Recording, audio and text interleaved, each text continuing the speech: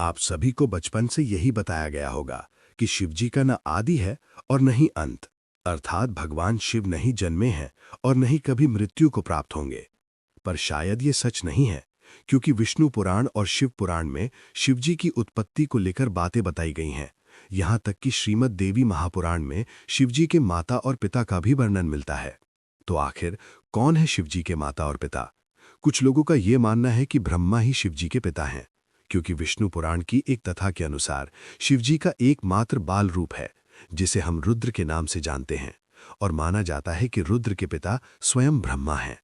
पर आखिर इसकी सच्चाई क्या है, और पूरे संसार को शिक्षा देने वाले शिव ने अपनी शिक्षा कहाँ से प्राप्त की? तो चलिए जानते हैं शिवजी के जन्म का असली रहस्य। लेकिन उससे पहले वीडियो को लाइक करके कमेंट में हर हर महादेव जरूर लिखें और आस्था की आवाज चैनल को सब्सक्राइब जरूर करें। शिव पुराण के अनुसार शिवजी अजन्मे हैं, यानी कि उनका जन्म नहीं हुआ है, और वे स्वयंभू हैं, यानी कि खुद से ही उत्पन्न हुए हैं। क्या इसका मतलब यह है कि शिवजी के न तो माता है और न ही पिता?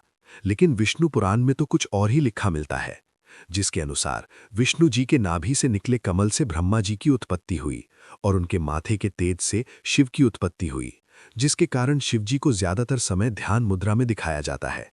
लेकिन शिव पुराण में तो इसका उल्टा लिखा मिलता है, जिसके अनुसार एक बार जब शिवजी अपने घुटनों को मल रहे थे तो उनके घुटनों के मैल से श्रीहरि विष्णु की उत्पत्ति हुई। अब इस मामले में तो दोनों पुराणों में अलग अलग बातें बताई गई हैं, परंतु विष्णु पुराण की एक और कथा के अनुसार ब्रह्मा ही शिवजी के पिता हैं। क्या ये सच है? तो चलिए जानते हैं इसकी सच्चाई। लेकिन उस कथा को समझने से पहले एक और कथा को जान लेते हैं, जो काफी ज्यादा प्रसिद्ध है। और इसी कथा के अनुसार शिवजी को आदि अनादि का दर्जा मिला, यानी कि नहीं उनका कोई शुरुआत है और नहीं अंत ही। दरअसल एक समय की बात है, भगवान विष्णु और ब्रह्मा में ये बहस छिड़ गई कि उन दोनों में से कौन ज्यादा महान है। ब्रह्मा को अपने सृष्टिकर्ता और सृष्टि को रचने का अभिमान था, वही विष्णु को इस जगत के पालनहार होने का घमंड था। दोनों के बीच की बहस काफी बढ़ गई और तभी दोनों के बीच में एक विशालकाय खंबा आ खड़ा हुआ। उस खंबे के अंदर से आवाज आई कि जो भी इस खंबे का आखिरी हिस्सा खोज लेगा वही सर्वश्रेष्ठ होगा। ये सुनकर दोनों ने खंबे का आखिरी छोर खोजने का निर्णय लिया। ब्रह्मा जी ने एक हंस का रूप धारण किया और खंबे का ऊपरी हिस्सा खोजने के लिए उड़ चले। वहीं विष्णु ने एक वराह का रूप लिया और खंबे का निचला हिस्सा खोजने को निकल पड़े। हजारों वर्षों तक खोजने के बावजूद दोनों को उसका आखिरी छोर नहीं मिला, जिसके पश्चात वे थक हार कर वापस लौट आए। अंततः खंबे के भीतर से शिवजी प्रकट हुए। ये कथा ये दर्शाती है कि शिवजी का न तो आदि है और न ही अंत।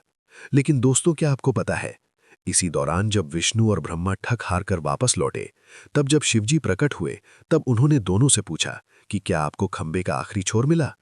विष्णु ने निराशा भरे शब्दों में कहा कि मैं इसका आखिरी हिस्सा खोजने में असफल रहा। परंतु ब्रह्मा जी ने ये झूठ बोला कि वो इसका आखिरी हिस्सा खोजने में सफल रहे।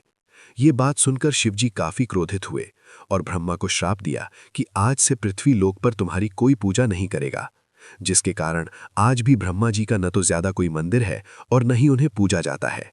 वैसे दोस्तों, इसके पीछे एक और कथा है जो भगवान ब्रह्मा और उनकी पुत्री से जुड़ा हुआ है, पर हम उसकी बात किसी और वीडियो में करेंगे। अभी हम ये जान लेते हैं कि क्यों शिवजी को ब्रह्मा का पुत्र बताया जाता है, आखिर इसके पीछे क्या सच्चाई है।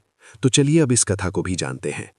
विष्णु पुराण के अनुसार सृष्टि के प्रारंभिक काल में जब सब कुछ यानी कि पूरा ब्रह्मांड जलमग्न था, न कोई देवता, न दानव और न ही कोई जीव जंतु, तब केवल श्रीहरि विष्णु ही क्षीर सागर पर शेष नाग पर विश्राम कर रहे थे और उनके नाभि से निकले कमल से ब्रह्मा जी की उत्पत्ति हुई। इसके पश्चाताप ब्रह्मा जी और विष्णु जी और इस सृष्टि की उत्पत्ति और रचना को लेकर बातें करने लगे। इसी दौरान शिव जी भी वहीं प्रकट हुए। जब शिवजी वहां प्रकट हुए तब ब्रह्मा ने उन्हें पहचानने से इनकार कर दिया, जिससे शिव रूठ गए और वहां से चले गए। तब विष्णु ने ब्रह्मा को दिव्य दृष्टि प्रदान की, जिसके पश्चात ब्रह्मा जी को अपनी गलती का एहसास हुआ। तब ब्रह्मा जी ने शिवजी से माफी मांगी और उनसे ये वरदान मांगा कि वे उनके पुत्र रूप में जन्म मिले। शिवजी ने ब्रह्मा जी की प्रार्थना स्वीकार की और उन्हें आशीर्वाद दिया कि वे उनके पुत्र रूप में जन्म लेंगे। हजारों साल बीत जाने के बाद जब ब्रह्मा जी ने इस सृष्टि की रचना शुरू की, तब उन्हें एक बच्चे की जरूरत पड़ी और तब उन्हें शिवजी का आशीर्वाद याद आया, जिसके बाद ब्रह्मा जी ने कठोर तपस्या की और उनकी तपस्या से प्रसन्न होकर भगवान शिव एक बाल रूप में उनकी गोद में प्रकट हुए। आपकी जानकारी के लिए बता दूं कि ये भगवान शिव का एकमात्र बाल रूप है। दरअसल जब शिवजी बाल रूप में प्रकट हुए तो काफी ज्यादा रोने लगे, और जब ब्रह्मा जी ने उनके रोने का कारण पूछा तो उन्होंने बड़ी ही मासूमियत से कहा कि वे इसलिए रो रहे हैं क्योंकि उनका कोई नाम नहीं है। तब ब्रह्मा जी ने उन्हें रुद्र नाम दिया, जिसका अर्थ होता है रोने वाला। परंतु इसके बावजूद भी शिवजी शांत नहीं हुए, क्योंकि उन्हें ये नाम पसंद नहीं आया। जिसके बाद ब्रह्मा ने उन्हें दूसरा नाम दिया जो है सर्व, पर शिवजी को ये नाम भी पसंद नहीं आया। जिसके बाद ब्रह्मा ने उन्हें और भी नाम दिए, जैसे भव, उग्र, भीम, पशुपति, ईशान, महादेव, और इसी तरह ब्रह्मा जी ने शिवजी को 108 नाम दिए।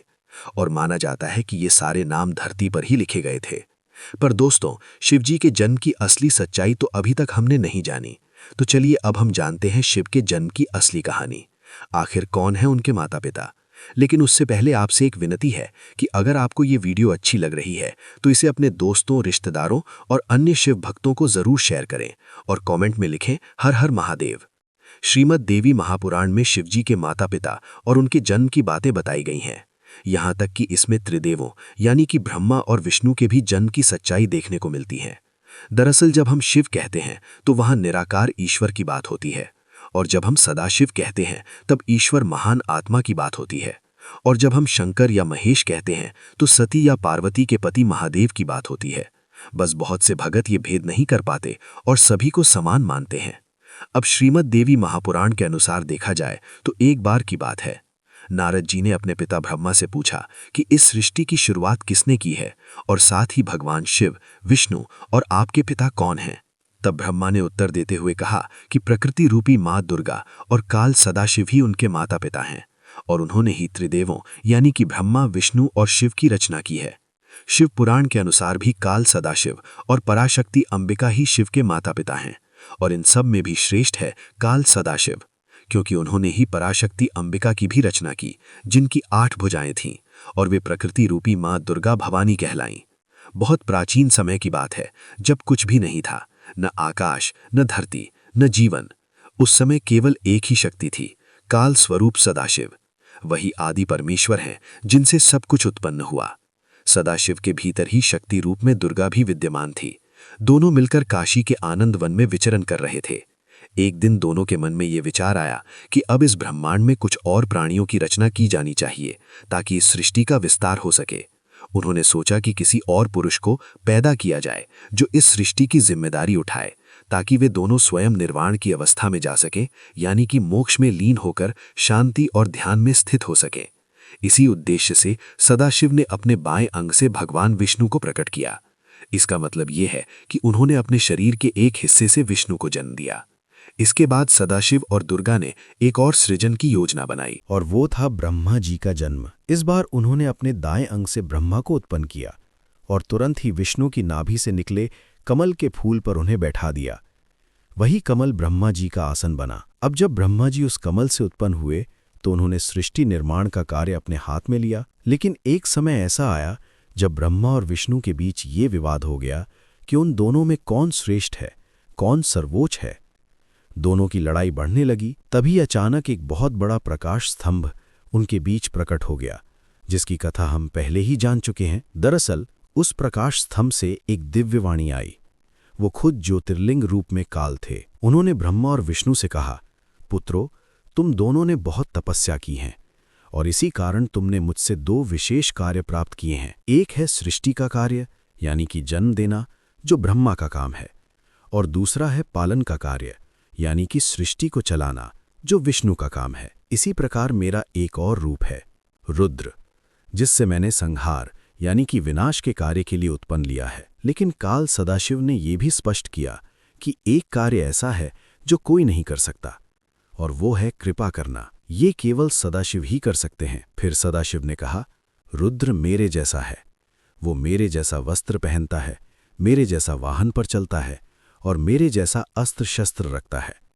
उसका रूप, वाहन और कार्य सब मेरे ही समान है। इस प्रकार ये कथा हमें बताती है कि संपूर्ण ब्रह्मांड की रचना सदाशिव और शक्ति रूपी दुर्गा से हुई है। ब्रह्मा, विष्णु, रुद्र, महेश ये सभी उनके अंश हैं, और उन्होंने अलग अलग कार्यों की जिम्मेदारी ली है ताकि सृष्टि ठीक तरह से चल सके। पर मित्रों, शिवजी की कहानी यहीं पर खत्म नहीं होती। एक और रोचक कथा है जिसके अनुसार एक बार कुछ साधु संतों ने भगवान शिव से उनके जन्म के बारे में पूछा। तब भगवान शिव ने जो उत्तर दिया वो चौंकाने वाला था। तो चलिए अब उस आखिरी कथा को जानते हैं जो आपके होश उड़ा देगी। एक अन्य पुराण के अनुसार एक बार ऋषि मुनियों में जिज्ञासा जागी कि आखिर भगवान शंकर के पिता कौन हैं। ये सवाल उन्होंने शंकर जी से ही पूछ लिया कि हे महादेव, आप सबके जन्मदाता हैं, लेकिन आपका जन्मदाता कौन है? आपके माता पिता का क्या नाम है? इस प्रश्न का उत्तर देते हुए भगवान शिव ने कहा, हे मुनिवर, मेरे जन्मदाता भगवान ब्रह्मा हैं। मुझे इस सृष्टि का निर्माण करने वाले भगवान ब्रह्मा ने जन्म दिया है। इसके बाद ऋषियों ने एक बार फिर भगवान शंकर से पूछा कि यदि ये आपके पिता हैं तो आपके दादा कौन हुए? तब शिव ने उत्तर देते हुए कहा कि इस सृष्टि का पालन करने वाले भगवान श्री हरि अर्थात भगवान विष्णु ही मेरे दादाजी हैं। भगवान की इस लीला से अनजान ऋषि ने फिर से एक और प्रश्न किया कि जब आपके पिता ब्रह्मा हैं, दादा विष्णु, तो आपके परदादा कौन हैं? तब शिव ने मुस्कुराते हुए उत्तर दिया, भगवान शिव। इसके बाद ऋषि समझ गए कि शिवजी से बढ़कर ना कोई है ना कोई होगा। वैसे दोस्तों, क्या आपको पता है कि भगवान शिव को उनके आभूषण कहाँ से मिले? शिवजी अपने शरीर पर कई आभूषण धारण करते हैं, जैसे कि गंगा, चंद्रमा, वासुकी नाग, त्रिशूल, डमरू, भस्म, पूछा। आखिर उन्हें ये सारे आभूषण और शस्त्र कहाँ से मिले और क्या है नंदी का रहस्य जो आपको भी हैरान कर देगा? और अगर आप भी इन रहस्यों को जानना चाहते हैं तो हमें कमेंट में ज़रूर बताइए, जिससे मैं इसके लिए एक अलग से वीडियो बना सकूं। लेकिन इस कथा का तात्पर्य केवल यही है कि शिवजी आदि अनादि हैं, वही अंत हैं और वही शुरुआत हैं। वे सृष्टि के जन्म के पहले भी थे और सृष्टि के विनाश के बाद भी रहेंगे।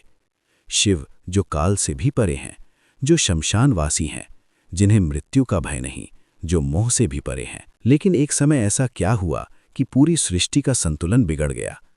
शिव एक आम आदमी की तरह दुख में रोने लगे। उन्हें दुख था अपनी अर्धांगिनी सती की मृत्यु का। परंतु ऐसा क्या हुआ कि सती ने अपना देह त्याग दिया? और कैसे मिले शिवजी माता पार्वती से? अगर आप भी इस कथा यानी कि सती कथा को जानना चाहते हैं तो चैनल पर जाकर हमारी सती कथा वाली वीडियो ज़रूर देखें। धन्यवाद।